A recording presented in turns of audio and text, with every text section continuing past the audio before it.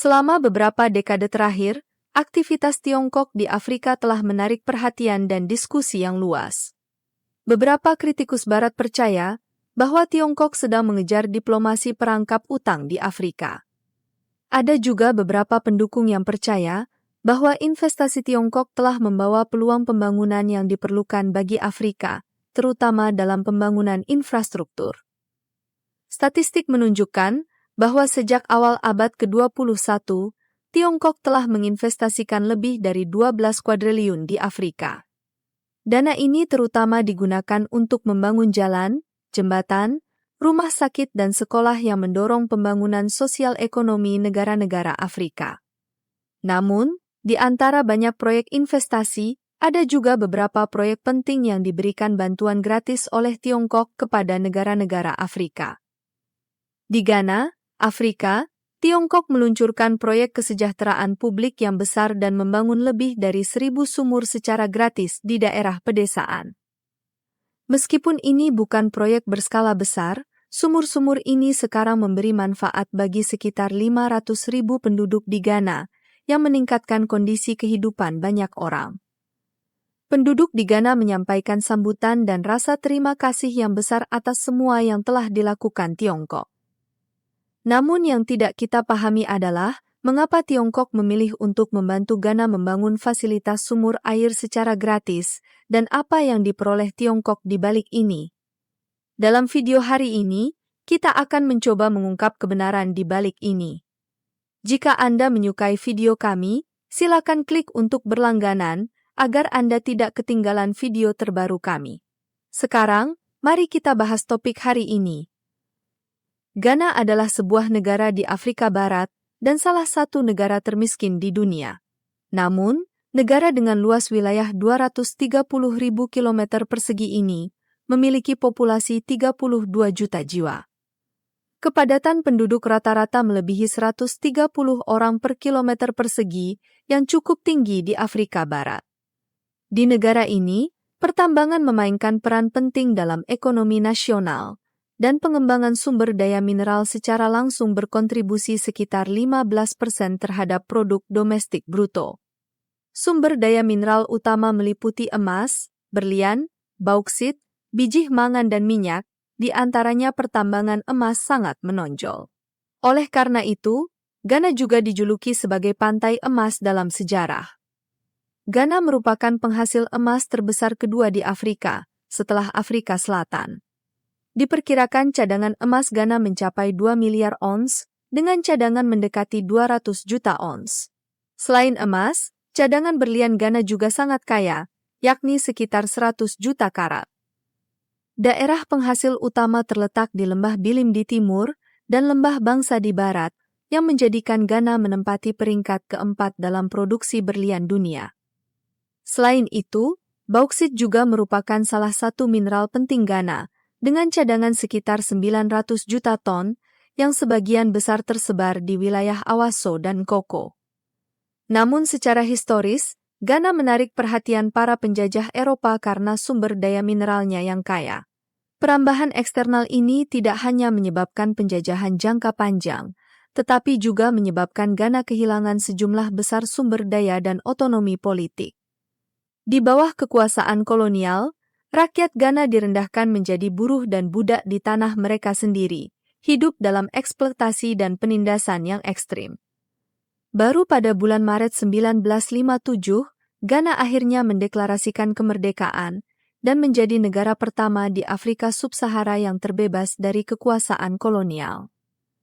Meskipun ini merupakan kemenangan bersejarah, karena eksploitasi berlebihan dan salah urus sumber daya oleh penjajah Eropa, sumber daya mineral Ghana hampir habis, pembangunan ekonomi mandek, dan kemiskinan menjadi semakin serius.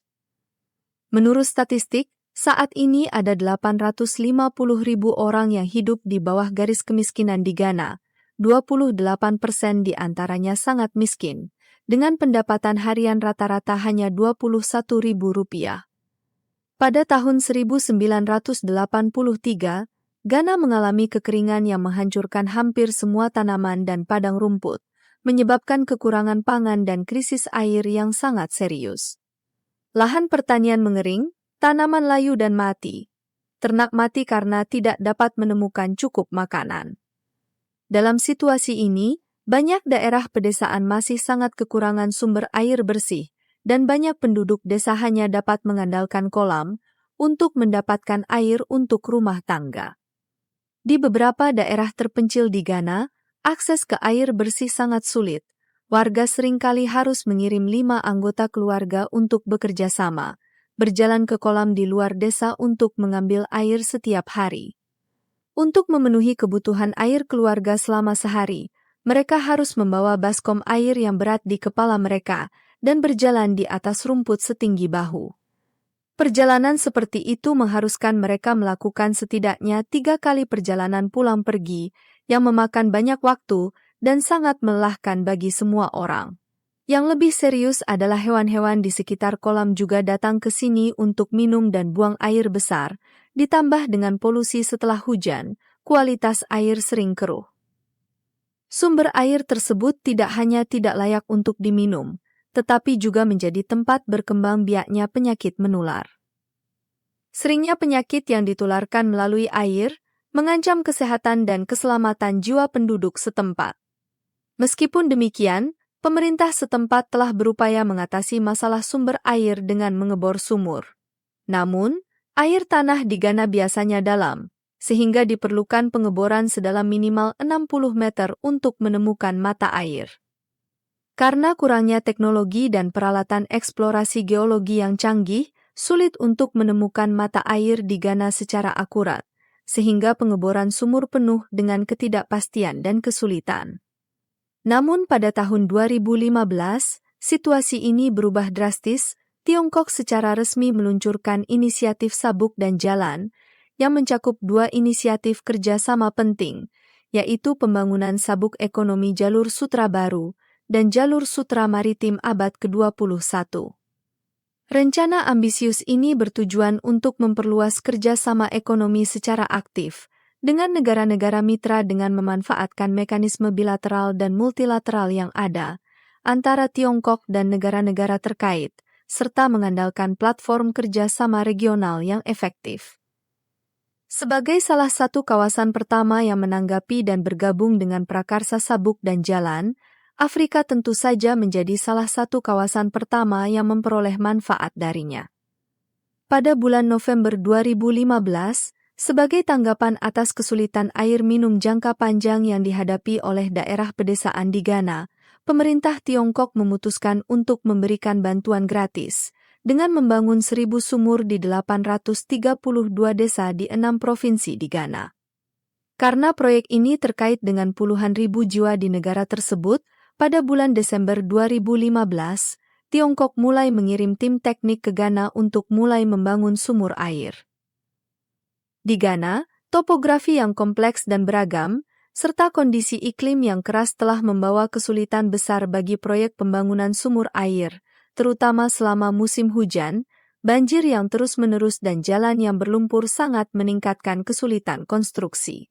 Transportasi juga menjadi sulit, karena peralatan konstruksi harus diangkut ke desa-desa terpencil yang tersebar di wilayah yang luas dengan kondisi lalu lintas yang rusak. Namun, tim konstruksi Tiongkok dengan berani menghadapi kesulitan ini dengan tekad yang kuat dan tingkat teknis yang sangat baik.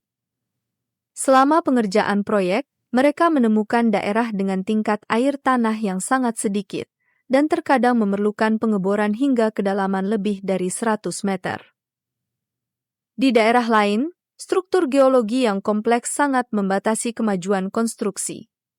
Meskipun menghadapi kesulitan ini, pekerja Tiongkok bertahan dan bekerja lembur siang dan malam untuk memastikan proyek selesai pada waktunya. Selain mengebor sumur di sini, teknisi Tiongkok juga memperkenalkan peralatan dan teknologi pengeboran sumur canggih untuk memastikan bahwa kualitas air setiap sumur memiliki standar air minum yang aman. Untuk memudahkan penduduk desa mendapatkan air bersih, teknisi Tiongkok memasang pompa tangan di setiap sumur. Hanya dalam waktu 2 tahun, Tiongkok berhasil menyelesaikan pembangunan 1.029 sumur di Ghana, melampaui target awal 1.000 sumur. Kini, 500.000 penduduk desa di Ghana bisa memperoleh sumber air bersih di luar rumah mereka, dan pada saat yang sama, masalah kesehatan yang disebabkan oleh penggunaan sumber air yang tidak bersih pun berkurang. Sebagai bentuk ucapan terima kasih kepada Tiongkok atas kontribusinya dalam membangun fasilitas sumur air, pemerintah Ghana menandatangani perjanjian kerja sama bauksit besar-besaran dengan Tiongkok pada tahun 2018. Sebagai bahan baku industri yang penting, bauksit memainkan peran krusial dalam manufaktur global, khususnya dalam industri otomotif, penerbangan dan pengemasan yang tengah berkembang pesat. Menurut perjanjian ini, Tiongkok akan menikmati 5% hak penambangan bauksit. Ghana sangat kaya akan sumber daya bauksit, dengan total sumber daya melebihi 900 juta ton, dan valuasi pasar internasionalnya yang mencapai lebih dari 754 triliun rupiah. Menurut perkiraan para ahli, perjanjian penambangan bersama ini diharapkan akan mendatangkan manfaat ekonomi, lebih dari 38 miliar rupiah bagi Tiongkok. Perlu disebutkan bahwa badan-badan bantuan kemanusiaan Barat juga telah memberikan bantuan makanan dan medis ke Ghana, namun, tindakan penyelamatan ini seringkali bersifat sementara dan tidak dapat secara mendasar menyelesaikan masalah pembangunan jangka panjang. Yang lebih serius lagi adalah bahwa bantuan dari negara-negara Barat biasanya disertai dengan kepentingan politik, dan kondisi ini mungkin tidak sepenuhnya konsisten dengan arah pembangunan independen negara-negara Afrika.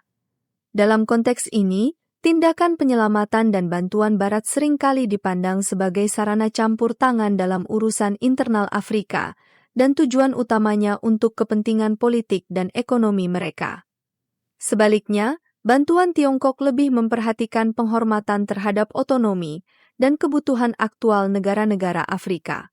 Selain itu, di Provinsi Matabeleland Selatan Zimbabwe di Afrika, wilayah tersebut telah lama menghadapi kekurangan air karena kekeringan ekstrim akibat kondisi geologis dan iklim negara tersebut.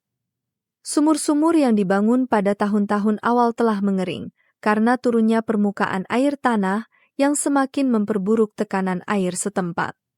Mengingat situasi ini, selain membantu Ghana dalam membangun sumur air, pemerintah Tiongkok juga memperluas bantuannya ke Zimbabwe. Tiongkok telah membantu pembangunan 1.000 sumur di 10 provinsi di seluruh Zimbabwe. Sebagian besar sumur ini telah dibangun di lokasi-lokasi penting seperti daerah pedesaan, sekolah, rumah sakit, dan klinik. Melalui inisiatif ini, lebih dari 400.000 warga Zimbabwe telah memperoleh manfaat yang mencakup sekitar 3% dari populasi negara tersebut. Saat ini, di banyak negara Afrika, bantuan Tiongkok secara luas dipandang sebagai bentuk kerjasama yang lebih berkelanjutan, tanpa ikatan politik. Namun bagi Tiongkok, membantu pembangunan sumur air di Afrika bukan hanya tanggung jawab internasional, tetapi juga perwujudan dari kerjasama internasional. Jadi, apa pendapat Anda tentang bantuan Tiongkok memecahkan masalah air minum di Ghana? Agar tidak ketinggalan proyek dan berita terbaru kami di masa mendatang, pastikan Anda berlangganan channel kami dan mengaktifkan notifikasi.